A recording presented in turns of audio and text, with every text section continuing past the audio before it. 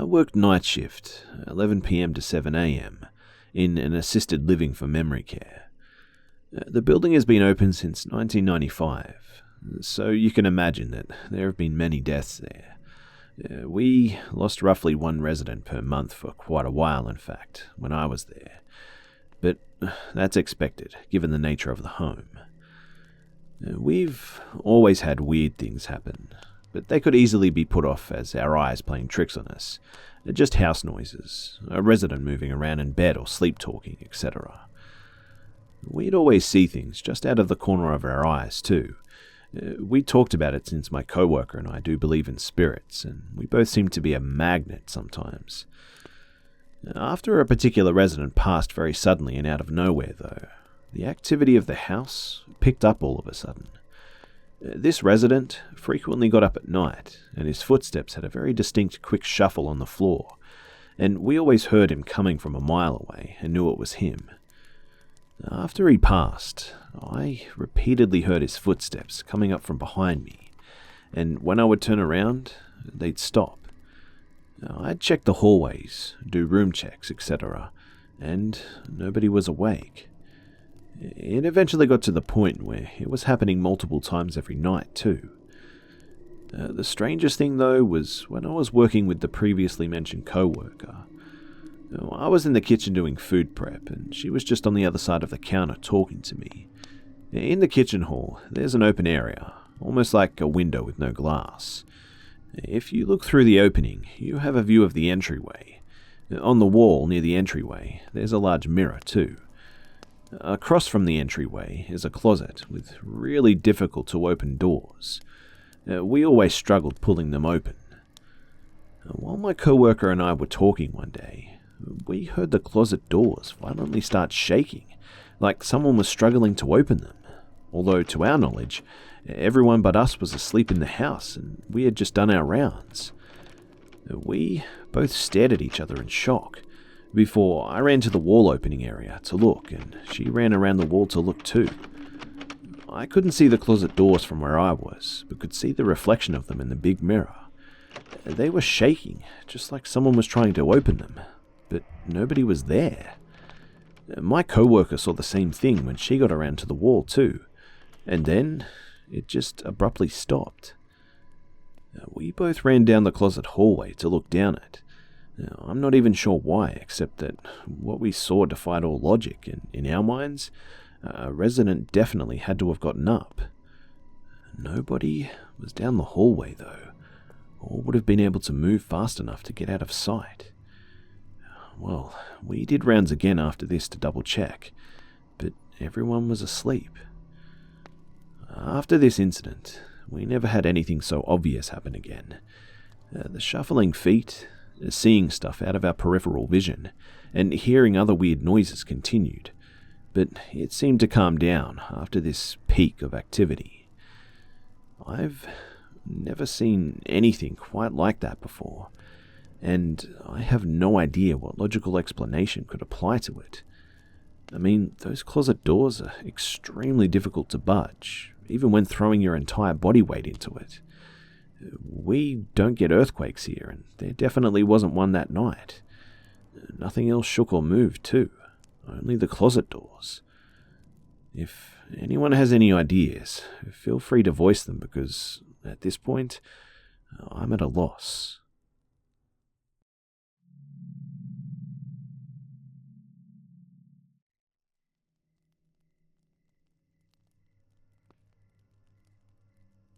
These are some creepy stories about our house that my nana told me that kept me up at night when I was a kid. I remember coming home one time from a holiday when I was 12 or under, and my nan, she told me of a startling experience that she had while I was away.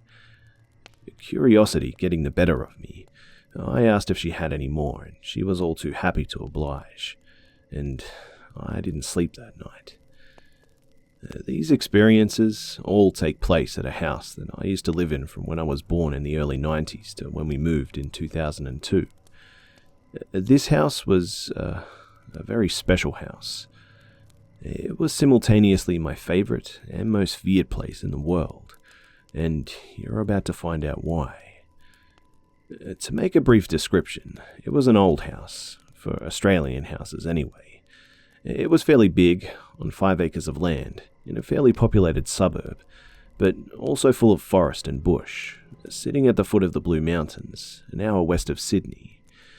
We had our land, and behind us was a sort of government-owned forest land that was 100 or 200 acres, and the council gave zero fucks about people doing their shit there. Hopefully, that will give you a better picture of the stories I'm about to tell. I'll start with the story my nan told me first, which really stood out to me, and finish on the one that's perhaps the creepiest. I talked to my nan and my mother not too long ago to confirm the details. Strap yourselves in. This is going to be a bit long, but hopefully it'll be worth it for you guys.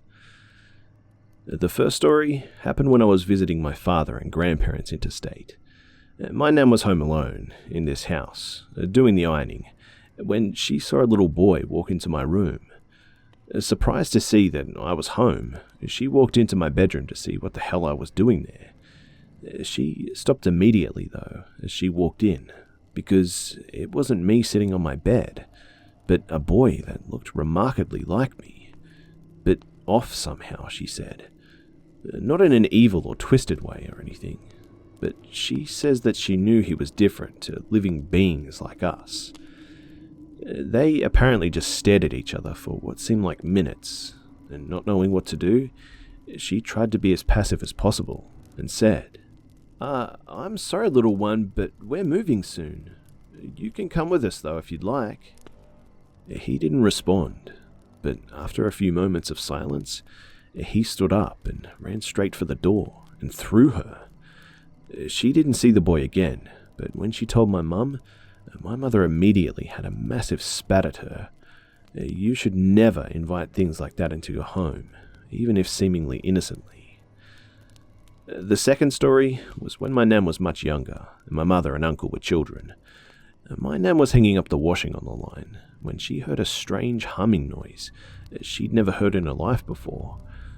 She was startled, so she started calling for her children. She walked to the other end of the yard and looked up and saw what my mother and uncle were staring at. Hovering and descending slowly to the ground was apparently some sort of flying saucer made of something metallic and silver, and it was rotating. It came down to a couple of feet off the ground, humming still and all, and left a giant circular burn mark in the paddock. It left after a few moments, ascending higher into the sky and whooshed off into the distance. Once it seemed like a safe height, I guess. The horses apparently were mental for days.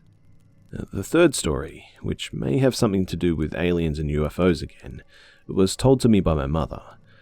She told me that one night when she was sleeping, a few years before I was born, she suddenly woke up to lights flashing all around her. She was freaked out, but apparently that was only the beginning. She was suddenly aware that there was someone on top of her. Still in her weird state, as we all are, sometimes after waking, she went to cuddle who she thought was her boyfriend at the time. The dimensions weren't right though, and then she realized that it wasn't her boyfriend, but some man-like creature, but all parts of the body disproportioned. A bigger head, eyes, ears, nose, mouth, bigger hands, bigger torso, and apparently it was all funky looking. She tried to scream but couldn't, and somehow sensing things weren't going to plan, this thing seemed to be penetrating her somehow. Not sexually, but in a sort of supernatural way, she said. I would like to note here that my mum has never been hysterical about sexual assault and that. That was the first that I'd heard of that story, so I doubt that she would be making it up for sympathy. Once it had what it had come for, it disappeared. She ran into my nan's room, still unable to scream for a while, and cried herself to sleep while my nan consoled her. She didn't much like that room after that. The fourth story is my mum again, and I'll try to keep this one short. Me and my little cousin were very young, both under 6 or 7, and we were taking a bath. We seemed alright, and Mum went to check on some things for a couple of moments. Next thing I remember though, my little cousin was completely under the water, and it felt like a while too. I didn't do anything though because I was young and it wasn't freaking clicking in my head that she was in trouble. I guess I must have just thought that she knew what she was doing. Next thing I know though, before even a minute went by, my mum rushed into the room, picked her up, dried her and cuddled her. I asked her when I was older what that was all about, and she told me that she heard a woman screaming her name from the bathroom. There was no one in there but me and my cousin, and my cousin's head was underwater. I was a boy at the time, and I honestly didn't hear anything. I don't know what the hell happened that day. And the last story is the creepy one, like I mentioned. I said earlier that there was a council forested area at the back of our place. I used to be an adventurer. I surely would have been on Captain Cook's ship if I were alive at that time, and I would be in there for hours a day, without there ever being any sort of trouble too. One time though, makes my hair stand up on the back of my neck thinking about it. Me and my family and friends were looking for a horse that had somehow gotten past the barbed wire fence, separating our house from the council lands. My mum said that I could run a riot, because I always did anyway, and maybe I could find the damn horse. I had been separated from them for maybe half an hour, and I came across this abandoned 19th century settler house on this land. It could be better described as a ruin though. There was no roof, 3 walls, 2 rooms, and right next to it was a pit that went down into complete darkness. Although I don't think it was too deep, maybe 20 feet, and it was covered with logs to stop the horses from falling in. Anyway, as I was doing my thing around this ruin, I heard someone call my name. I thought it was my mum until I realized that it was coming from inside of the pit. I wouldn't last in a horror movie because I freaking started approaching it. All of a sudden, when I was maybe 20 feet away, still hearing this thing calling my name, I heard my mum calling behind me and running over to me. She pulled me away from there and told me not to go there again. I asked her why, and she told me years later that she said so because she heard the same thing that was calling my name. So, those are my stories about the house. I hope you guys enjoyed them. They weren't creepypastas or no sleeps or anything. They're actual real experiences, and my loved ones experienced special things at that house. My mum wanted to talk about more stories when we see each other next, so I may have more for you guys.